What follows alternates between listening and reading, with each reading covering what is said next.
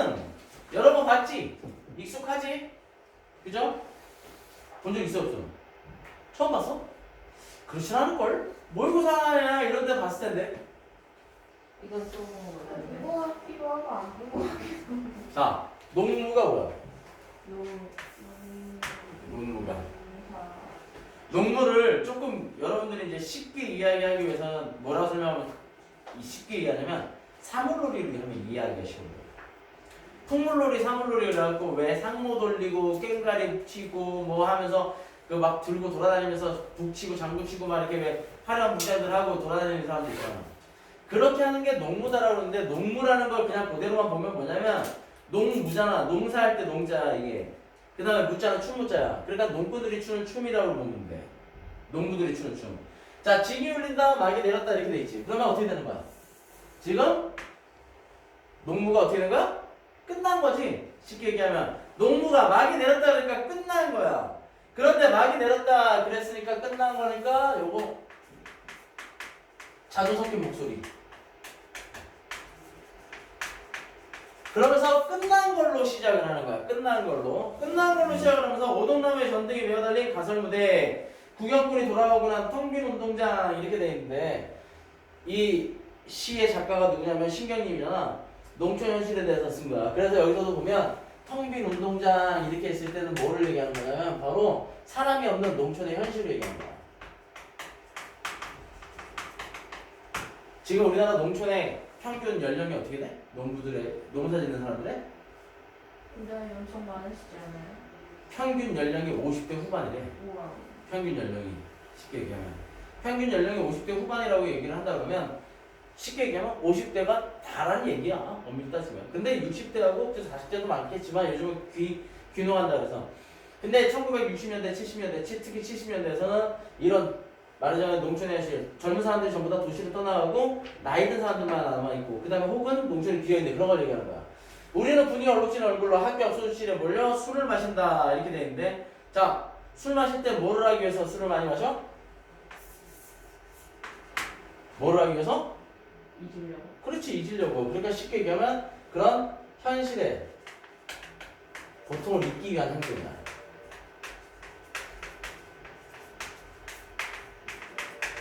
그래서 원래 실제로 경제가 안 좋을 때 가장 많이 팔리는 게 뭐라고? 술. 소주라고 그러지, 소주. 우리나라에서 말하자면 서민들의 술이다 이렇게 얘기하는 게 소주를 많이 하는 거야. 답답하고 고답게 사는 것이 원통하다 이렇게 되는데 자, 원통하다. 자, 심정을 어떻게 하는 거야? 직접적으로 표현해주고 있는 거지, 직접적으로.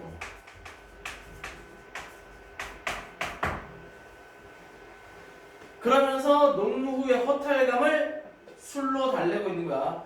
꽹가리를 앞장세워 장거리로 나서면 따라부터 악을 쓰는 건 쪼무레기들 뿐. 그러니까 지금 농촌에 누구밖에 없는 거야? 애들밖에 없는 거야.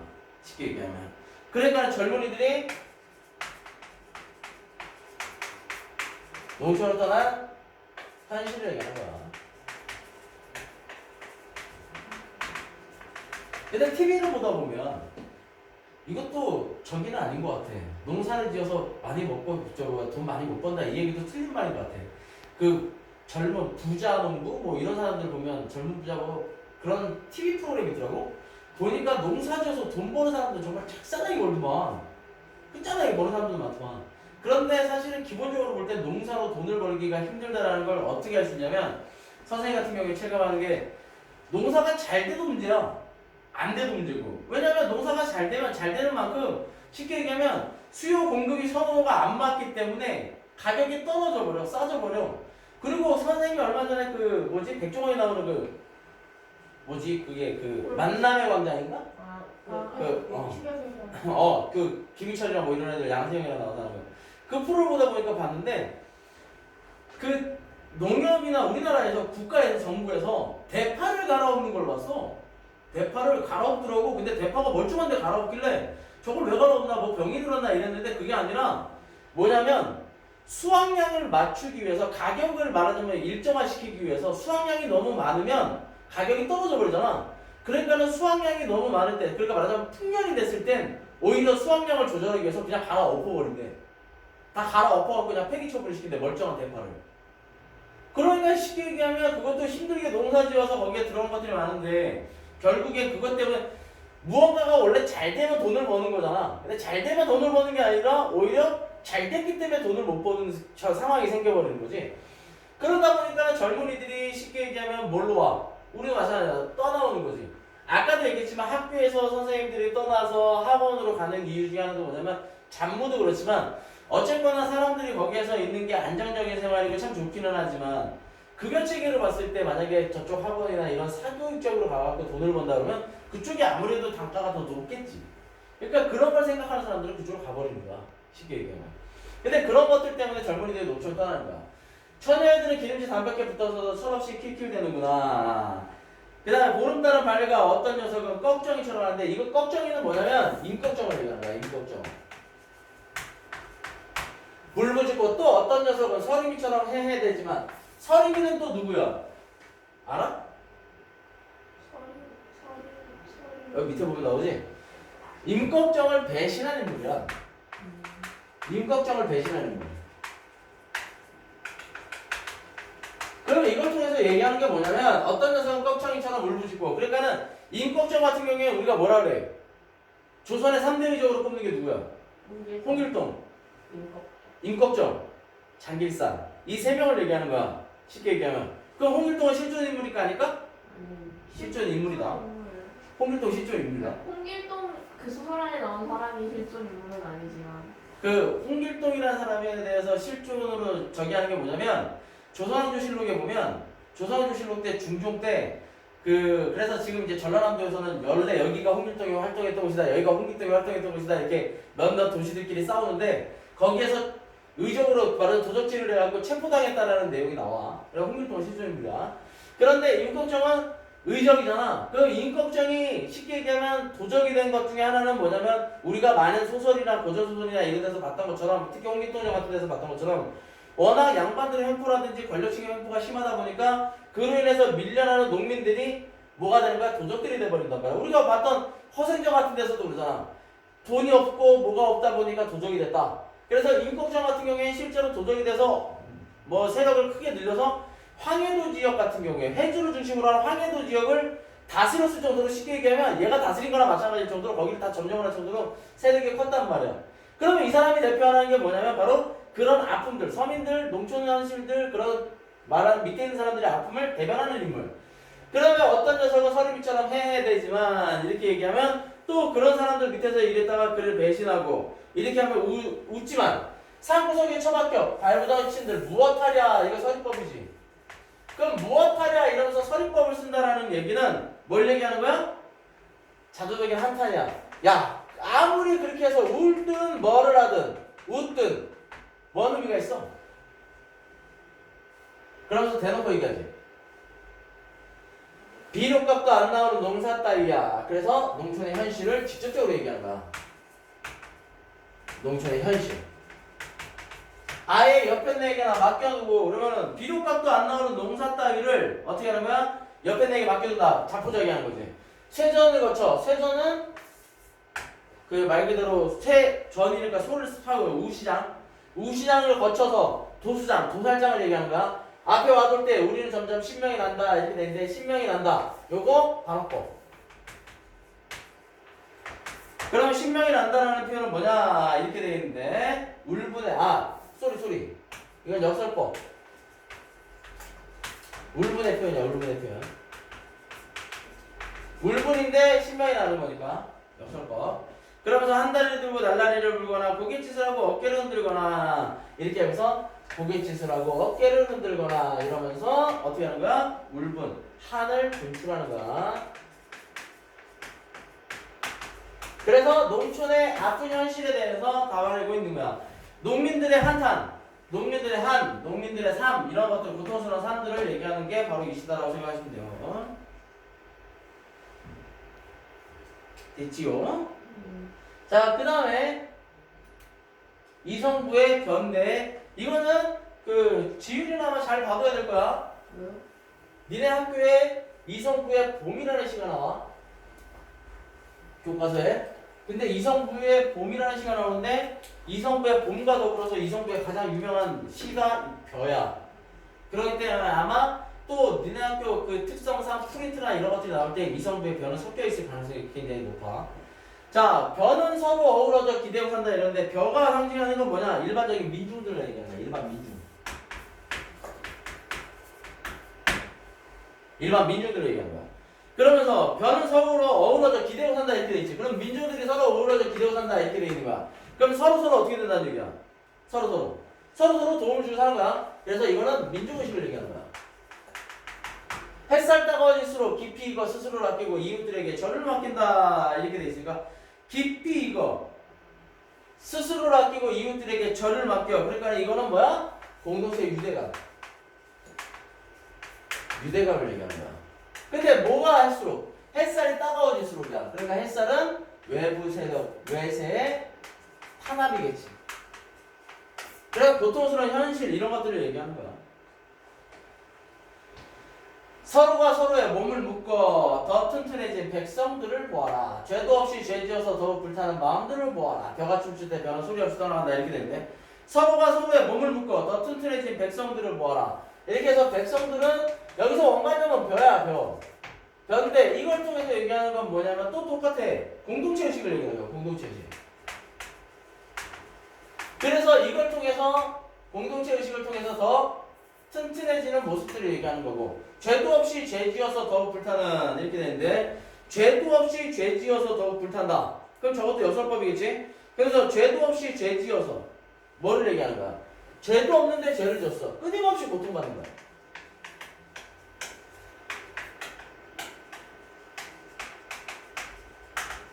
그러면서 마음들을 보아라. 벼가 춤출 때 벼가 춤춘다? 추수를 얘기하는 거겠지. 벼는 소리 없이 떠나간다. 그러면서 뭐냐? 벼가 춤출 때 벼는 소리 없이 떠나간다. 그래서 이거는 이타적인 행동을 해요. 이타적 행동. 말 그대로 이기적 태도를 배우고 대의를 위해서 희생을 하는 그런 모습들. 벼는 가을 하늘에 서러운 눈 씻어 맑게 다스릴 줄 알고 바람 한 점에도 제 몸에 노여움을 덮는다. 서러운 눈 씻어 맑게 다스릴 줄 알고 제 몸에 노여움을 덮는다 이렇게 돼 있으니까 서러운 눈을 씻어서 맑게 다스려. 그러니까는 서러움을 달랠 줄 아는 현명함을 얘기하는 거야. 제 몸에 노여움을 덮어. 그래서 이것도 마찬가지로 인내. 저의 가슴도 더운 줄을 안다 이렇게 있으니까 그런 가운데서도 또 저항하는 마음도 있어. 벼가 떠나가며 바치는 이 넓디 넓은 사랑, 쓰러지고 다시 일어서서 드리는 이 피 묻은 그리움, 이 넉넉한 힘 이렇게 되는데 떠나가며 바치는 거죠. 자기 희생을 얘기하는 거야. 자기 희생. 희생을 통해서 넓디 넓은 사랑, 쓰러지고 다시 일어서서 드리는 끈질긴 생명력을 얘기하는 거고. 이 피 묻은 그리움, 이 넉넉한 힘, 피가 묻었다 라고 했으니까 말 그대로 민중의 희생을 얘기하는 거고. 그래서 민중의 희생을 통해서 뭐를 얘기하는 거야? 그리움이니까 바로 이건 자유를 얘기하는 거야. 그러면서 이 넉넉한 힘이다 라고 얘기하는데 이걸 통해서 얘기하는 민중의 저력을 얘기하는 거죠. 여러분들도 경험한 적 있죠? 우리 결과적으로 역사에서 나중에 50년 지났을 때 어떻게 평가할지 모르지만 박근혜가 탄핵했을 때 그런 민중들의 모습들 그런 것들을 1960년대 70년대 그런 독재에 저항하는 모습들이라고 생각을 하시면 돼요. 무슨 얘기인지 알겠죠? 자, 뒤에 넘기세요. 이것까지 하고 그 다음에 문제 좀 풀게요. 자, 새들도 세상을 뜨는구나. 이거 지난주에 얼핏 봤죠? 얼핏 본 적 있을 거야? 이건 그대들 교과서에 나올걸? 그대 교과서에 나오나? 나올 거야 이거. 새들도 세상을 뜨는구나. 그래서 여기서는 1980년대 뭐 이렇게 말하자면 얘기를 하는데 영화가 시작하기 전에 우리는 일제히 일어나 애국가를 경청한다 이렇게 되는데 저 애국가를 경청한다는 내용을 가만히 보잖아. 그러면 되게 웃긴다. 애국가는 경청하는 게 아니라 애국가는 어떻게 해야 돼? 재창도 하고 그 다음에 애국가는 우리 거니까 그거를 자세히 들을 필요 없지. 이미 다 알고 있는 거니까. 근데 일제히 일어나 애국가를 경청한다잖아. 그럼 뭐냐면 이건 바로 획일화를 얘기하는 거야. 그래서 뭐를 획일화시키는 거야? 바로 강요된 애국심.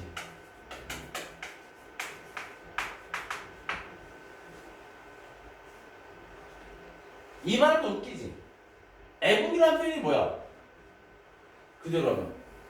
나라를 사랑하는 거. 근데 나라를 사랑하는 걸 강요를 한다고? 나라를 사랑하는 걸 강요를 한다고? 강요를 하는 나라를 사랑하는 마음? 그런 게 어딨어? 애국은 자연스럽게 생기는 거지 강요하는 게 아니야. 그렇잖아. 그런데 어떻게 하는 거야? 애국가를 경청을 시켜. 그래서 들어, 읽어, 외워. 그래서 요즘은 안 하지? 네. 니네 때는 하냐? 아니 그게 아니라 애국가 시험 보냐? 저희 초등 때는 봤는데. 아 보냐? 니는 본 적 있어? 1절부터 4절까지 외워갖고 시험 보게 하는 거. 1절부터 4절까지 외워갖고 시험 보는 게 아니라 우리는 가사를 썼어야 돼. 가사를 다 외워갖고 지필 시험을 봐. 1절부터 4절까지. 저희는 부르는 게 수행이었어요. 부르는 게 수행해서. 그래도 요즘 하긴 하네 아직도. 애국가를 1절부터 4절까지 은근히 다 아는 사람 별로 없어. 지금은 헷갈려요. 너무 어릴 때 배워가지고. 이렇게 생각하면 돼. 그거 니네 해본 적 없지? 작년에 선생님이 작년인가 언젠가 우리 학원에서 그거에다가 빵 터졌는데 그거 있잖아. A, B, C, D, E, F, G. EFG. 이거 다 못하는 애들 생각보다 되게 많아. 진짜요? 영어는 되게 잘하는데 A, B, C, D, E, F, G 해갖고 G까지, Z까지 해갖고 왜 Z까지 그거를 순서대로 다 못 외우는 애들 생각보다 되게 많아. 그리고 작년에 중3애들한테 내가 A, B, C, D 자 하나, 둘, 셋, 넷 해봤는데 반은 몰라. 반응. 그걸 순서대로 몰라. 그러니까 뭐냐면 기본적인 것들을 잘 모르는 친구들이 많거든. 근데 이거는 강요되는 거야. 그러면서 삼천리 화려한 당연히 뭐를 얘기하는 거야? 우리나라지. 이거 어디에 나오는 거야? 애국가에 나오는 거지. 근데 삼천리 화려한 사인데 이게 쉽게 얘기하면 단어적 표현이야. 삼천리 화려강산인데 정말로 화려강산이고 아름답냐고. 지금은 결국엔 독재잖아. 이때 당시에는 독재니까 강요되는 거지. 의리숙도에서 일정한 구두를 이루며 갈대숲을 이룩하는 흰새떼들이 자기들끼리 끼룩거리면서 자기들끼리 낄낄대면서 1열, 2열, 3장 행대로 자기들의 세상을 이 세상에 떼며 이 세상과 어디론가 날아간다는데 요거는 뭐냐면 영화관에서 애국가가 나올 때 화면이야. 말 그대로 영사 말하자면 화면에서 보여준 거야. 말 그대로 화면이야. 화면 속의 장면이야. 화면 속 장면이야. 근데 이런 화면 속의 장면에서 보면 일정한 군을 이루며잖아. 우리 숙도에서 일정한 군을 이루며 물을 이루며 갈대숲을 이룩하는 흰새떼들이 그러니까 자연이야. 이건 아름다운 자연.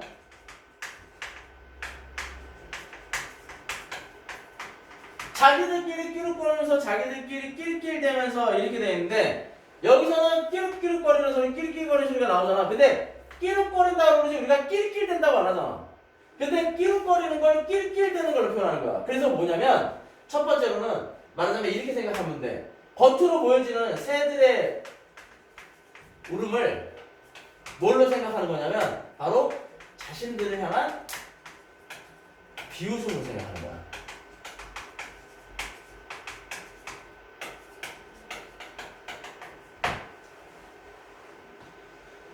야, 니네는 거기 앉아가지고 뭐하냐 그러면서 비웃는 거야. 새들이. 근데 비웃는 것처럼 들리는 거야. 그러면서 1열, 2열, 3열 행대. 이거 어디에서 쓰는 표현이야? 군대에서 쓰는 표현이지. 군대에서 쉽게 얘기하면 해초모여야. 3열 행대로 해초모여, 2열 종대로 해초모여. 이런 식인 거야. 순서. 그래서 우리한테 습관적으로 남자 선생님들을 모아놓고 만약에 줄을 딱 세운 다음에 자 앉아보라 하면 자들 자기도 모르게 이제 반사신경이 하나 이러고 다 나와. 앉아보라 하나 둘 셋 넷. 니네 때는 안 하지? 체육 시간에 하냐? 하냐? 근데 이것들이 쉽게 얘기하면 엄밀하게 군대 문화야. 군대 문화. 군대에서 그게 인원 세기 위한 확인을 하기 위한 방법 중에 하나야. 그래서 이거 뭐야? 바로 여기서 얘기하는 건 군사문화에 대한 풍자야. 이게 너무 진짜.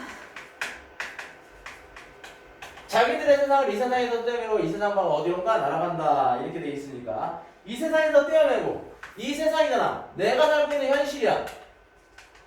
그럼 이 세상 바뀌지. 그러니까 이건 뭐야? 꿈꾸는 이상이야.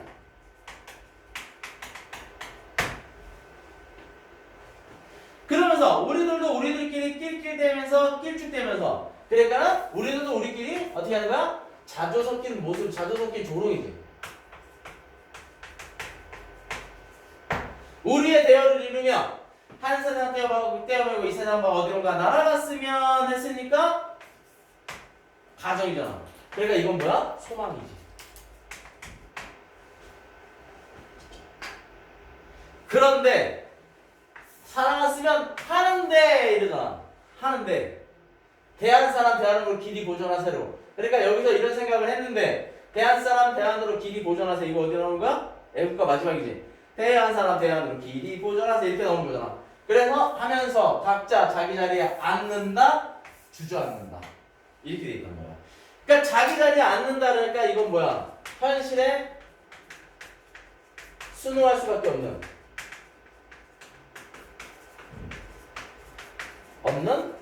좌절감이고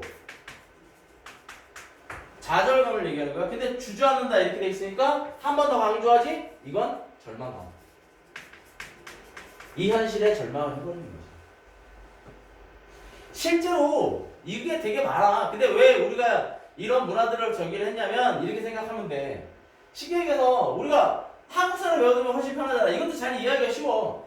원래 초등학교 조회라는 개념이 왜 생긴 거야? 조회라는 개념이 왜 생겼어? 아냐 혹시? 조회라는 개념이 일제강점기 때 쉽게 얘기하면 한국 시민을 만들겠다고 우리나라 사람들이 교육을 시키는 거야. 그래갖고 뭐 하는 거야? 아침에 학교를 가면 거기서 일대로 전부 다 모아놓고 나서 그 다음에 걔네들이 생각하면 일제강점기 때니까 일장기 위에다 올려놓고 그 다음에 뭐를 하는 거야?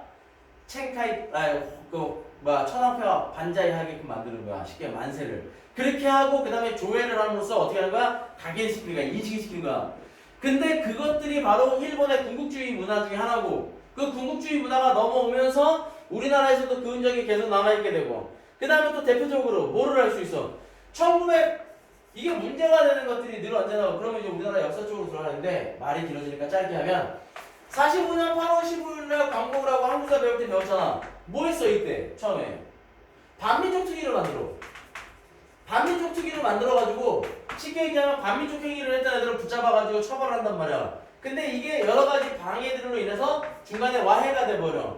그러면서 실제로 1950년 또 6월 25일 6.25 전쟁이 일어나잖아? 그러다 보니까 누구를 끌어들이게 돼?